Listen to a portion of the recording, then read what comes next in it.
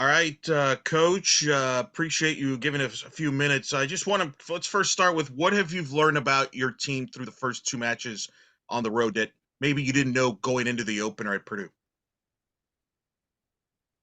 What I didn't know about them. It's like the beginning of the season. So even though we have a lot of veterans and like players that are coming back, um, it's still like a new unit. There's a new dynamic every year, even if there's a lot of veterans coming back, because players are have new leadership roles or maybe in new positions or um so it is still like you may have an idea, but you really don't know 100%. But what I did, realize after really our FSU exhibition and then going into Purdue is that, um, they have a high standard and the results that they, earned last season, like I could definitely tell, like that's in the front of their mind and they want to be the same type of team and they hold each other accountable. And so there's not a lot like motivating that I need to do, there's a lot of internal motivation. So I learned that in the FSU game and I learned that in the Purdue game, and then we could talk about Georgia, but um yeah, they're a great group. It's not what I didn't know, I guess, but to see it come to fruition, and seeing it with my own eyes and then confirming that was pretty cool. And then, we did not have a great game against Georgia. And I think that's good for us early on because I think, we learned we're not invincible, you know, and I think we need to learn that, learn a hard lesson, early on, and hopefully we can grow from that. But I learned that we can deal with hard things because, um, Purdue was not an easy place to play. I mean, there's 4,000 fans there, and they couldn't hear each other. And first game of the season, and I'd say majority of them never played in front of that many people. So, um, I learned that they can do hard things and overcome that. You're starting the season with two road matches. Your first home match will be Sunday. Usually, you start at home. Just take me through that philosophy as far as starting this year, particularly on the road. Was it just one of those things? It worked out that way. Was that by design? Just take me through that. No, the scheduling is so complicated, and there's not an exact science because you just don't always have control over everything. If I remember correctly, I think we lost our original home match. I think someone pulled out, and so we were in a situation where we needed to find a game, home or away, and so we locked up Purdue, and they'll return to us um, in 2025. But but yeah, but we knew that that was what the environment was going to be. But I was excited for our student athletes to be able to go in an environment like that and test, be able to test ourselves and have that experience. I think it's a great experience for the student athletes. So yeah, it wasn't necessarily like by design, but I thought it still would be a great match for us. As you go into your first home match, you mentioned you didn't like how you performed in the Georgia match, but you think it'll be good in the long. What are some of the things you didn't like and you want your team to work on? We didn't have the ball a lot against Georgia. I mean, we defended a lot. And so I think we need to do a lot of work, just in possession and movement off the ball and getting into better structures earlier so that we can keep the ball and possess the ball. So I just didn't think we had a very good, just individually, like just mistakes and but also like team movement and structure. I don't think was good enough for us to be able to keep the ball. So um and because you're defending a lot, it's hard to break the cycle when you're defending to like be able to win it in your defensive third and then keep it when you're under a lot of pressure after you're defending. And then you're also fatigued from defending. So to keep it. So we kind of just got in that cycle. We had some spells where we looked good on the ball and possessed well, but it wasn't enough. Um, on the other side, though, even though we did give up two goals in the end there in the last 8 minutes, I thought we had a lot of great defensive moments, and I thought we were very organized. And so I thought, some good takeaways besides the two goals. We defended really well, and I would say the same thing for the Purdue game. Oh, your initial question, this was what I was gonna say, and I kinda lost track, but, something that I learned too is that our team's, like, super coachable because after the FSU game, you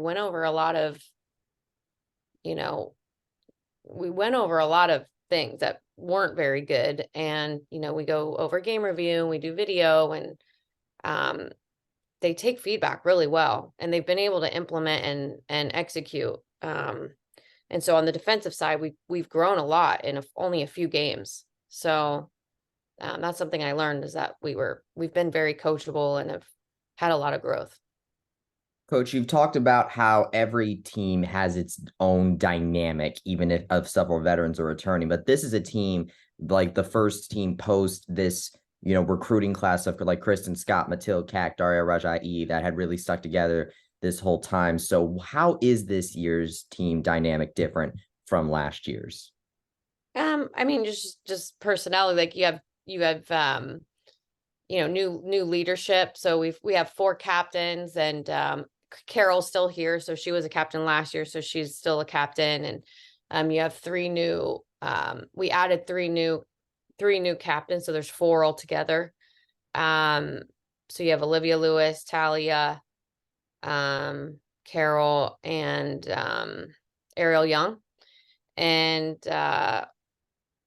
so how's it different? I mean, it's just the personnel, really, but the standards seem to be the same.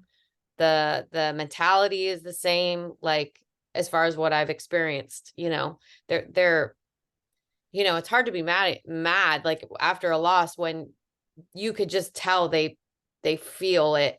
They're responsible for it. There's no pointing fingers at anybody, and it's hard to be hard on them because you want them to be able to recover from it.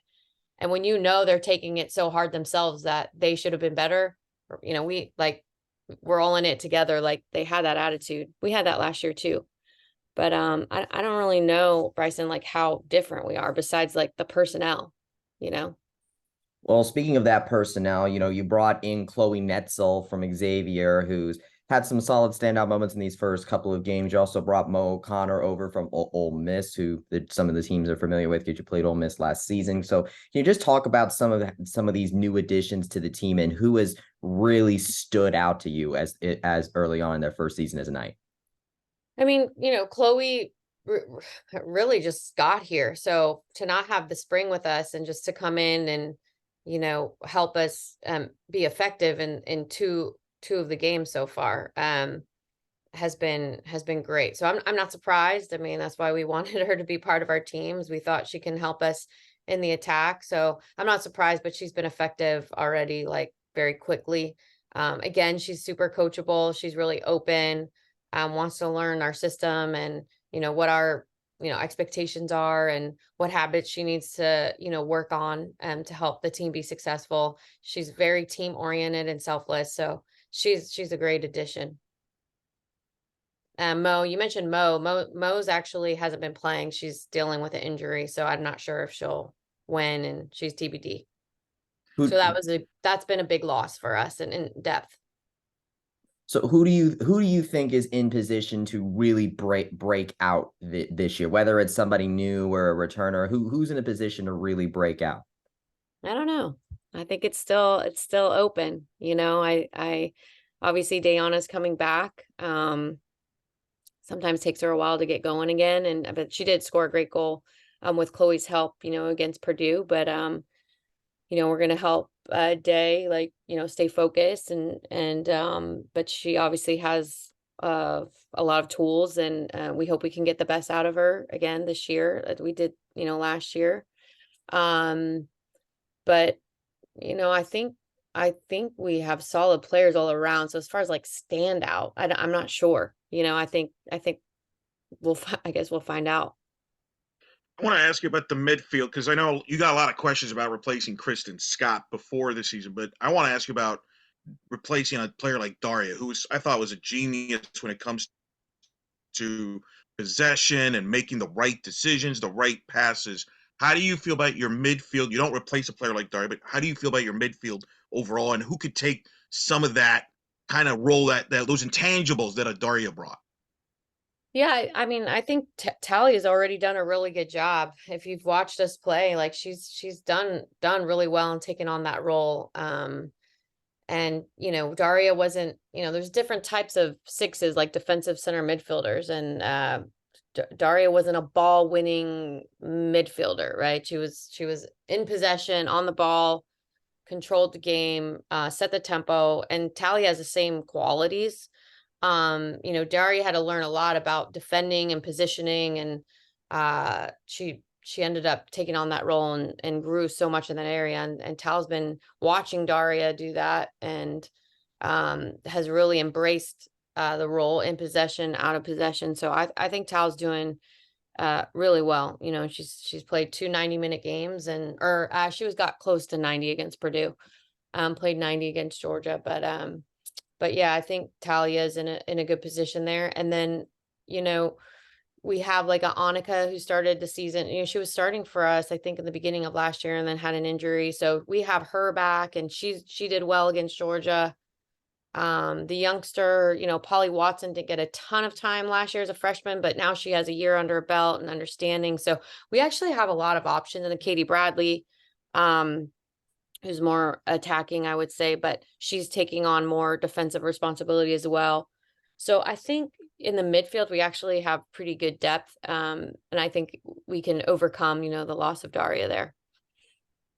Talk to me about the back line, because we've talked many times before about how key the back line has really been for you guys, and have really lived or died by it in some senses over the last couple of seasons. You have Olivia Lewis and Ariel Young coming back, bunch of experience, but I see you also have a lot of young freshmen, redshirt freshmen there as well. So talk about what that back line has been looking like being this season, how you kind of sort that out. Yeah, we're still like a veteran group in the back. So far, who's been starting has been Liv, Ariel, Kylie, who's been a transfer from Stetson, Kylie Thielen, and Sonia. And Sonia's not new to this back four. I mean, she was a starting. She may have been a starter for us last season. She got hurt against FGCU. Last year, early on the season, we lost her, and thankfully we had more than 4 starters in the back. We had a Khalees Barton that stepped in. Matu was in and out of the starting lineup. So, and then with the addition of Georgia, she was so solid. I think losing Georgia was probably one of the biggest. I know she didn't get a lot, that people don't talk to me and ask me about her, but she was probably our biggest loss. Was Georgia, our center back, playing next to Ariel. So I think that's the biggest role, like, we're trying to fill right now more than anybody.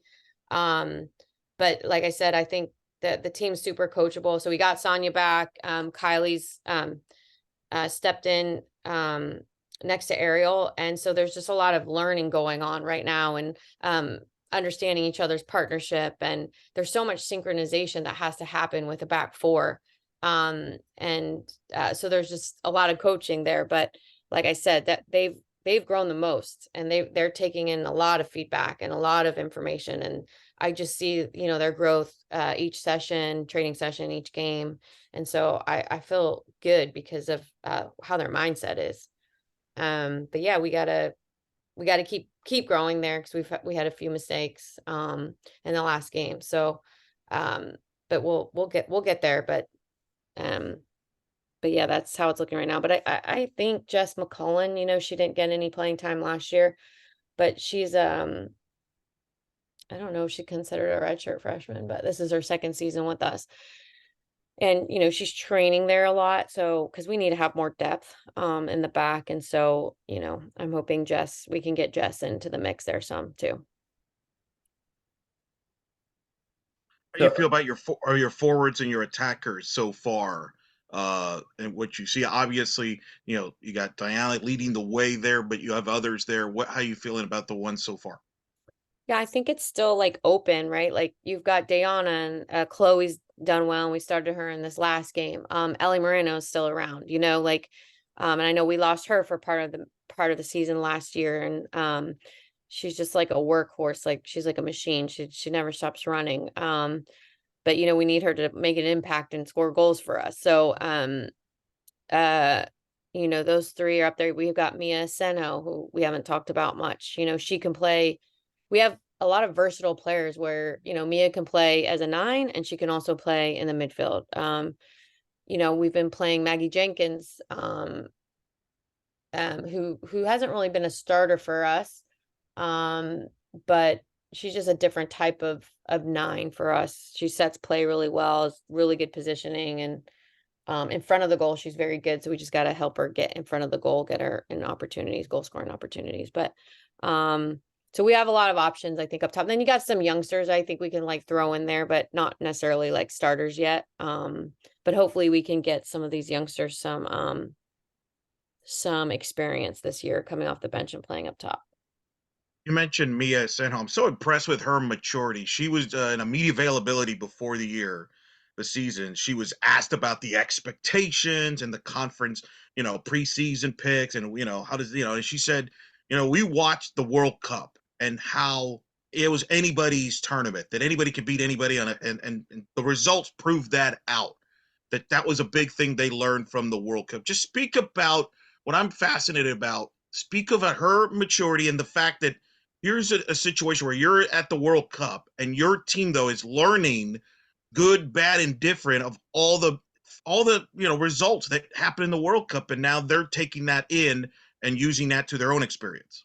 Yeah, that's really cool. And Mia, you're spot on. I mean, Mia's super, she's a leader on the team. I know she's not like slated as a captain, but she's definitely a leader. She has like a ton of energy. She's very positive. So she rallies the group, so I love her mentality.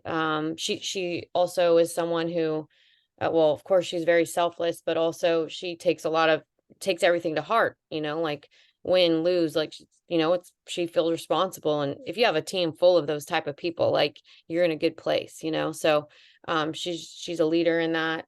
But I love that they realize, it is every game, every game's on the line, it's football. I mean, things happen in football. And I love that they're using the World Cup, or she mentioned that. You saw a lot of upsets, and I think that goes both ways. We're going to play games this year where we're the underdog, and we're going to play games this year when we're supposed to be the team that wins. So we're going to be in both positions, and we have to be able to navigate that and be consistent. Then I guess how are you doing? Because I don't know if anybody's asked you that, because you have been nonstop with between the U.S. national team and the UCF team. I know the World Cup didn't go like it was planned, but still, that's a lot. I've been to Australia. It took me forever to recover, and you had to literally come back and get ready for the season. So I guess that's the easiest question. And our last question is, how are you doing Eric, and all that? Eric, you are so nice to ask that. I'm about to have a tear. I'm about to get teary eyed with you asking me that. I know, it's just like you're supposed to be a machine. You just keep going, but literally I was gone for 44 days straight. I thought it was gonna be 56 if we made it all the way to the final, but with that getting cut short, it was 44 days of high stress, and landed and literally got off the plane a Tuesday night, went to training at 10 a.m. next day, Wednesday morning. So, and just kept going from there. So, but I wouldn't be able to not do that. What am I going to do? Stay home and try to rest and not see the team? Like, no way. So, they're the ones that actually, had motivated me just to want to come back and get to see them. And as terrible as this sounds, like as far as like not, accomplishing what we want to accomplish at the World Cup, like I still in the back of my mind, I was like, well, I'm so happy I get to go back to see my family and my team, and the team. Like that was such a positive thing. Well, like, well, I get to be back for Purdue, like I'm going to be back. I'm not going to miss a match. So, get back to my kids for their first day of school. Like that wasn't in the plan. So a lot of still good things came out of it, for me personally.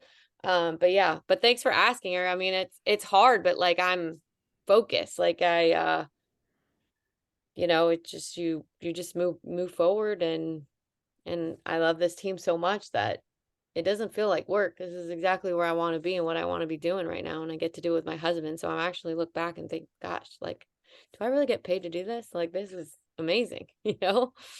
I'm a lucky person. Well, we're lucky to have you. Thank you so much for taking the time to talk to us. Good luck here in the home opener. We'll see you throughout the season. Awesome, you guys. Thanks for supporting us.